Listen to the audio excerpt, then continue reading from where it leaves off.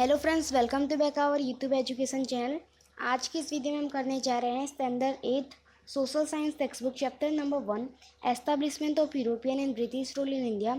यह आपका पार्ट 2 है, जिसमें हम arrival of the Europeans in India से स्टार्ट करेंगे। एज वी हैव सीन, जैसे कि हमने देखा, the reason for Europeans coming to India was trade, कि जो यूरोपियंस थे उनका इंडिया में आना, इसका जो रीजन था वो था ट्रेड, व्यापार। European nation like Portugal, Spain, Holland work hard to find a waterway to India. European की नेशन जैसे कि पोर्तुगल हो गया, स्पेन हो गया, हॉलैंड हो गया, उन्होंने बहुत ही ज़्यादा मेहनत की एक वाटरवे ढूंढने का, इंडिया तक आने का। Portuguese seller Vasco the gamma, Portuguese का एक सेलर वास्को द गामा, वो इंडिया में आया कैलिकट में इन 1498। ठीक है, इंडिया में वो कैलिकट में आया 1498 एडी में, और उसने एक नया सी रूट बनाया पोर्तुगल से अफ्रीका और अफ्रीका से इंडिया होते हुए। ठीक है, with this the European started coming to India, और इसकी मदद से यूरोपियन इंडिया में आना स्टार्ट मतलब चालू कर दिया वो लोगों ने। ठीक है, तो यहाँ पे मैं आपको दिखा दूँ कि पहले वो जो वाटर लैंड के रूट से आते थे वो था आपका, यहाँ पे बताया गया है कि पहले जो वाटर लैंड के रूट से आते थे वो इससे डिनोट किया गया है, और अब जो आते हैं डिस्कवरी ऑफ न्यू रूट, वो उसको डिनोट इससे किया गया है, इसे डॉट डॉट करके रास्ता बनाया गया है। तो फिर जो न्यू रूट था वो आप देख लो, यहाँ से पोर्तुगीज से होते हुए वो लोग अफ्रीका में आएंगे और अफ्रीका से होते हुए सीधे कैलिकट। ठीक है, अब इस रास्ते से जो यूरोपियंस थे वो इंडिया में आना चालू कर चुके। सबसे पहले आते हैं पोर्तुगीज़। ठीक है, क्योंकि पोर्तुगीज़ के सेलर नहीं तो सबसे पहले पता किया था, तो सबसे पहले वही आए, जिनको हम फिरंगी भी कहते हैं, वास्को द गामा। ठीक है, सबसे पहले वो आया कैलिकट में 1498 एडी में। किंग समुद्रिक, उस टाइम पे हमारे कैलिकट में किंग समुद्रिक का राज चलता था, जिन्हें हम जैमोरिन भी कहते हैं। उन्होंने उस टाइम पे वो कैलिकट पे राज करते थे। He allowed the Portuguese to carry on trade of spices, उन्होंने पोर्तुगीज़ को अलो कर दिया कि भाई तुम स्पाइसेस का ट्रेड कर सकते हो, in order to strengthen their position and gain security. अब यहाँ पे जो पोर्तुगीज़ थे वो अपनी पोजीशन को और बढ़ाने के लिए और उनके मसाले जो मसाले लेके जाते हैं उसके ऊपर और अच्छी सिक्योरिटी करने के लिए उन्होंने क्या किया, पोर्तुगीज़ ने एक उनका फोर्ट, एक किला बनवा लिया, जिस एक कोची के अंदर उन्होंने अपना किला बनवा लिया कोची के अंदर 1503 एडी में, और कन्नौर में भी किला बनवाया 1505 एडी में। ठीक है, तो पोर्तुगीज़ ने कितने किले बनवाए थे? सबसे पहले उसने बनाया था कोची 1503 एडी में, और उसके बाद कन्नौर बनाया 1505 एडी में। ठीक है, तो जब उन्होंने कन्नौर किला बनाया 1505 एडी में, तब पोर्तुगल ने क्या किया, वाइसरॉय फ्रांसिस्को दी अल्मेडिया को भेजा to establish a Portuguese rule in India. अब उन्होंने क्या किया 1505 में, इन्होंने सोचा कि अब हम इंडिया के ऊपर राज करेंगे, क्योंकि इंडिया के पास बहुत कुछ है, बहुत कुछ चीज़ें हैं जो हमें चाहिए, और वो बहुत ही ज़्यादा पैसे वाला है, इसके लिए उन्होंने सोचा अब हम इंडिया के ऊपर राज करेंगे। तो सबसे पहले उन्होंने भेजा वाइसरॉय फ्रांसिस्को दी अल्मेडिया को।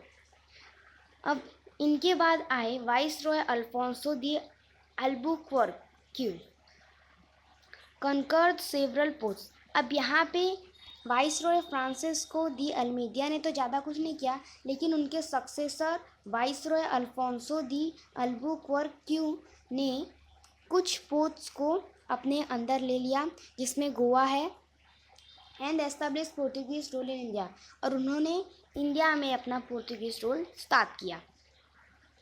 Goa became their capital in 1530 AD. अब 1530 एडी में उनका जो कैपिटल बना वो गोवा बना। ठीक है, ये सबसे पहले उन्होंने गोवा को ही अपने अंदर में लिया था। आफ्टर कंक्यूरिंग वसई, उसके बाद उन्होंने वसई को अपने अंदर लिया 1534 एडी में, फिर दीव को अपने अंदर में लिया 1535 एडी में, एंड देन दमन को अपने अंदर लिया 1559 एडी में। They began to venture into the Indian Ocean, अब वो इंडियन ओशियन के ऊपर भी अपना राज चलाने लगे। The Portuguese defeated the sultan of Ahmednagar, और फिर उन्होंने क्या किया, इंडिया में अहमदनगर के सुल्तान को हरा दिया, कैलीकट के सुल्तान को और बीजापुर के सुल्तान को, तीनों के सुल्तान को हरा के वहाँ पे भी अपना राज स्थापित कर दिया। They carried spices from India to Europe and while returning.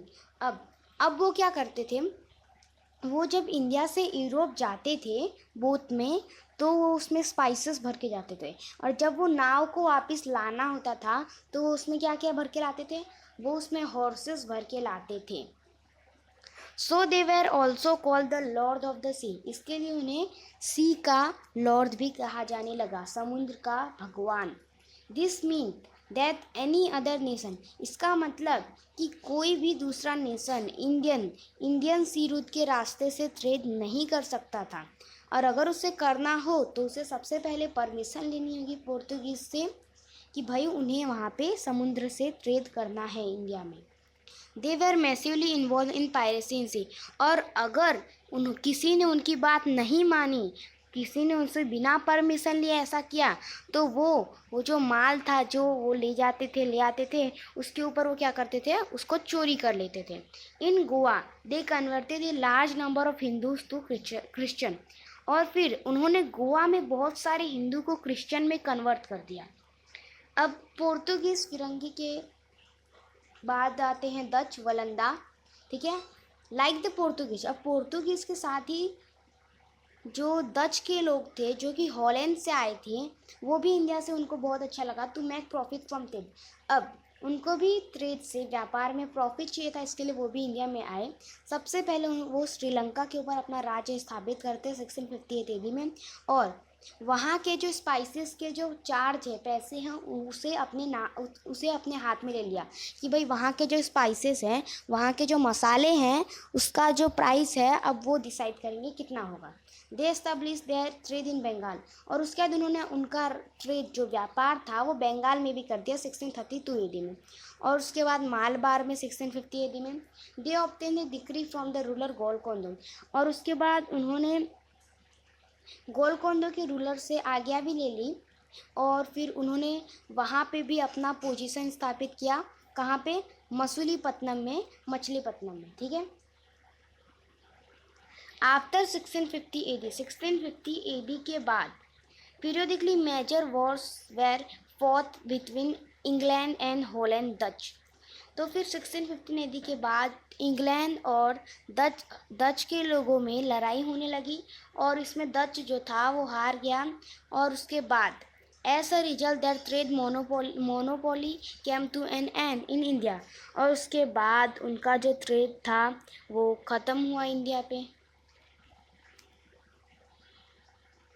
अब आते हैं डेनिश लोग, ठीक है। आफ्टर द डच, अब डच के बाद the Danish people from Denmark, Dutch के बाद डेनमार्क से डेनिश पीपल आते हैं।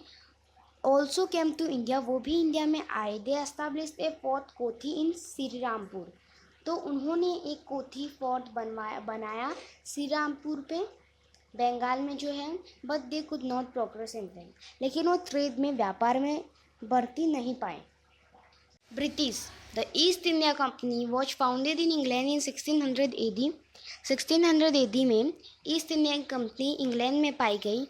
It's objective was to trade with the nations of the East and establish a monopoly on them. इसका जो काम था वो था ईस्ट के राज्य के ऊपर अपना खुद का अधिकार जमाना। इन 1613 AD में जो ब्रिटिश थे उन्होंने जहांगीर से परमिशन लिया और वहाँ पे अपना एक किला बनवाया सूरत में। थॉमस रॉय जो था उसने जहांगीर से परमिशन लेके इंडिया में ट्रेड करना चालू कर दिया। They started a trading company in Balasore, उन्होंने एक बेलसोर में ट्रेडिंग कंपनी बनवाई 1633 AD में, और एक ट्रेडिंग पोस्ट बनवाया 1651 AD में। कहाँ बनवाया? हुगली रिवर के किनारे पर। इट वॉज ए फैक्ट्री, वो फैक्ट्री कहा जाता था। फैक्ट्री है दे वेयर हाउस, और उस फैक्ट्री के पास वेयर हाउस था जिसमें वो जो सारा सामान था उसे स्टोर करके रखते थे। The goods for export were kept here, अब जो सारा सामान जो बाहर भेजा जाता था वो इधर रखा जाता था, और कंपनी के जो लोग थे वो ज़्यादा से ज़्यादा कर यहीं पे बैठा करते थे। अ trading post was set up at, अब एक ट्रेडिंग पोस्ट और सेटअप किया गया बाज़ार में। कौन से बाज़ार में? कासिम के बाज़ार में, पटना में जो है, वहाँ पे भी उन्होंने अपना ट्रेडिंग पोस्ट बनाया और उसको कंट्रोल करते थे ST George. The British got the zamindari of 3 villages named Sutanuti, Kalighat, Govindpur. जो ब्रिटिश थे उनको 3 गांव की ज़मींदारी भी मिल गई, सुतानुती, कालीघाट और गोविंदपुर की 1698 एडी में। They built a new colony called William. उन्होंने एक न्यू कॉलोनी बनवाया जिसका नाम था फोर्ट विलियम, जिसे आज के टाइम में कोलकाता कहा जाता है। अब हम पढ़ने वाले हैं फ्रेंच के बारे में, और फ्रेंच के बारे में पढ़ने के बाद यहाँ पे आपका ये जो पार्ट होगा वो फिनिश हो जाएगा। तो फिर फ्रेंच के बारे में पढ़ते हैं। चलिए, इन 1639 एडी में फ्रेंच का एक जो ऑफिसर था फ्रांको मार्टिन, वो मद्रास में आया और उसने राजा चंद्रगिरी से जो उनका वहाँ पे जो राज्य था वो भाड़े पे लिया, क्योंकि उन्हें वहाँ पे ट्रेड करना था। The French East India Company was found 1664 AD. जो फ्रेंच ईस्ट इंडिया कंपनी थी वो 1664 एडी में पाई गई, और 1668 एडी में उन्होंने अपना पहला ट्रेडिंग सेंटर सूरत में खोला। देयर हेडक्वार्टर वॉज, और उनका जो हेडक्वार्टर था वो मसूलीपट्टनम में था। दे फाउंडेड पौंडीचेरी। उन्होंने पौंडीचेरी बनवाया वहाँ पे, जिसे पुदुचेरी कहा जाता है अभी के टाइम में। 1673 एडी में उन्होंने बनवाया था। कुछ लड़ाइयाँ हुई डच और फ्रेंच के बीच में, यूरोप में हुआ, लेकिन उसका जो अफेक्ट था वो इंडिया में भी पड़ा। The French were defeated as the British supported. French जो थे वो हार गए क्योंकि ब्रिटिश ने सपोर्ट किया था डच को। इन 1739 एडी में they established control over Karaikal. उन्होंने अपना कंट्रोल कराईकल के ऊपर भी रखा। And began large scale commercial activities, और बहुत सारे कॉमेरिकल एक्टिविटीज़ वहाँ पे वो करवाने लगे साउथ में। लेकिन वहाँ पे उनका अकेले का राज्य स्थापित करने के चक्कर में जो फ्रेंच थे, द फ्रेंच हैड कर्नाटका, इसके लिए वहाँ पे जो फ्रेंच थे उन्होंने कर्नाटका वॉर्स भी किया। उनका अकेले का साउथ में राज्य स्थापित करने के लिए उन्होंने कर्नाटका वॉर भी किया, जिसमें जो ब्रिटिश थे उन्होंने फ्रेंच को हरा दिया। द फ्रेंच लॉस्ट, और फ्रेंच ने अपना पावर खो दिया पौंडीचेरी को छोड़ के। ठीक है, फ्रेंच ने अपनी पूरी जगह से पावर छोड़ दिया, मतलब वो सब जगह से हार गया, लेकिन वो पौंडीचेरी पे अभी भी राज कर रहा था 1761 एडी में। They were even barred from fortifying at Pondicherry. भी उन्हें वापस जाना पड़ा पौंडीचेरी को छोड़ के, क्योंकि अब उनका वहाँ पे कुछ नहीं रह गया था सिवाय पौंडीचेरी के। तो इसी के साथ यहाँ पे आपका सेकेंड पार्ट फिनिश होता है। तो अगर आपको